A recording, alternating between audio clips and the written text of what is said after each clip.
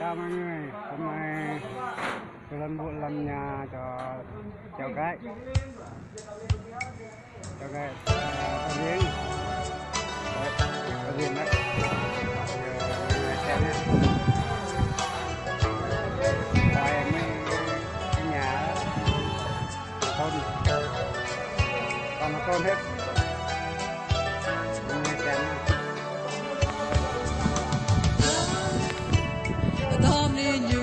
Ở bên ngắt cầu, ở bên ngắt cầu, ở bên ngắt cầu ơi, để con đi Jehovah. Nanau kau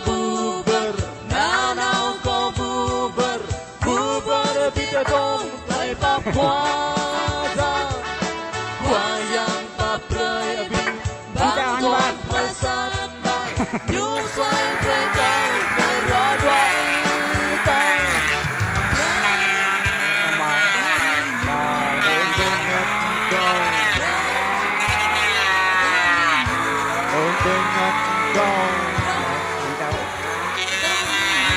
Ở bên ngắt cầu ơi, để con đi Jehovah. Mình là mang ăn lá, mình là mang vật này. Đó.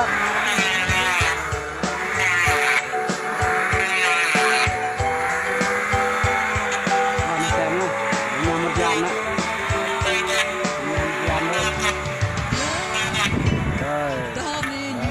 Ở bên ngắt cầu,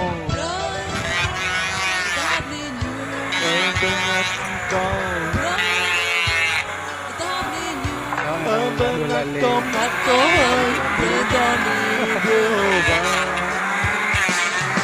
Ngược lại về đi cầu, trái bên đi rong ra, tu đi cáo anh về tu yên.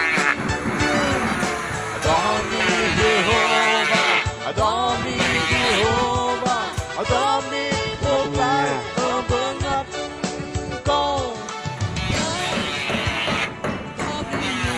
Ở bên ngắt cầu,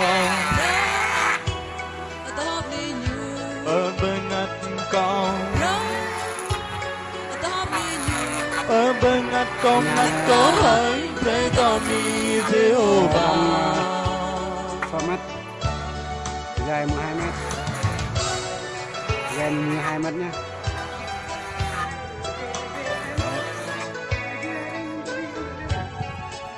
Đây là khi nước.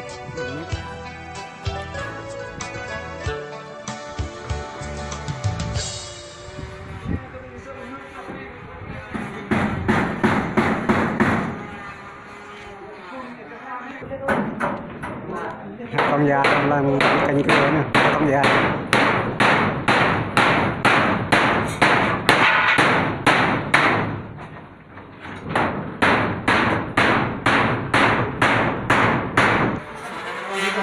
Làm cửa sổ là làm lưu gió này, không có cửa sổ thì chắc là nóng rất nhất, làm cho nó mát thôi.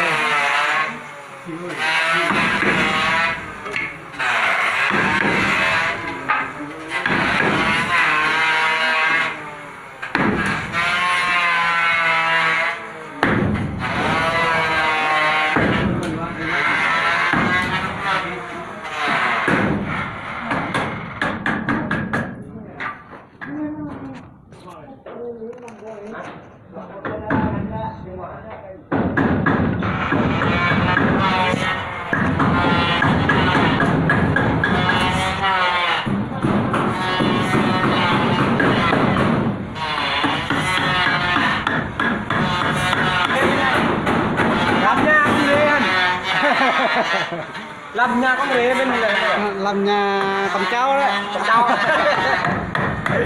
đây làm nhà con người bài không nói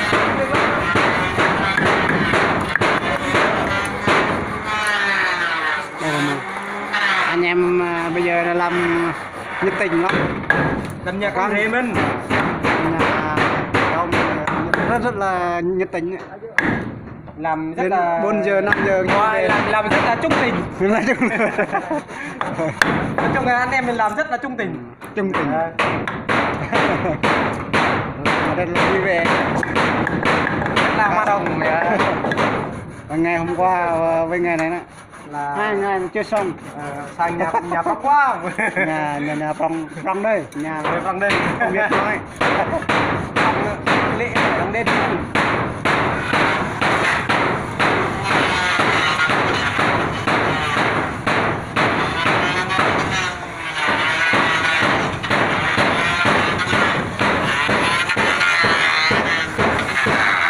từ ngày xưa còn tồn tại.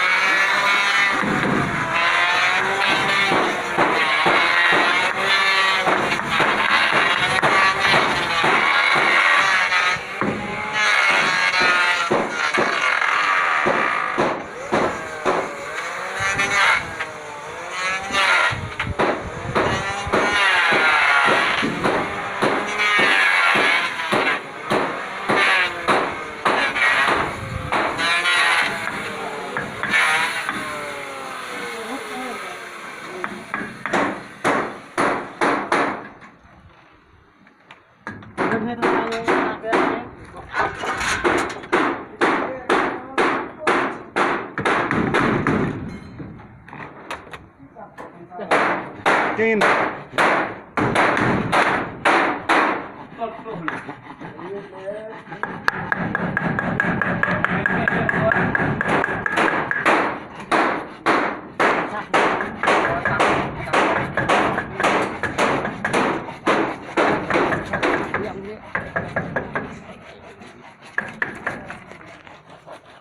giúp chú thêm canh nhà đi.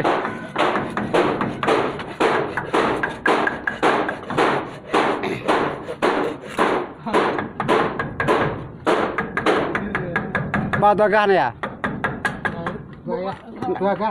Kala này nè. Mà đây. Bây giờ em tôi dựng lô bao này mà đây. Tôi dựng lô bao mà đây. Tôi dựng. Mà đây kẹp.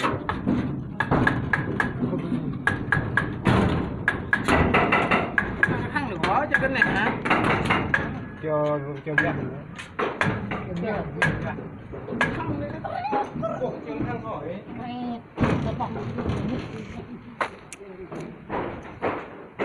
Có 2 thằng già lắm rồi.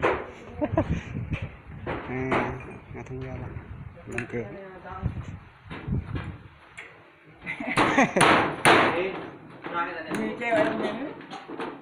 Treo hả? Đằng sau này chọc đằng sau cái vào phía này đằng sau chọc chèo còn cái này còn phải xin cho đi đây đâu cái đó này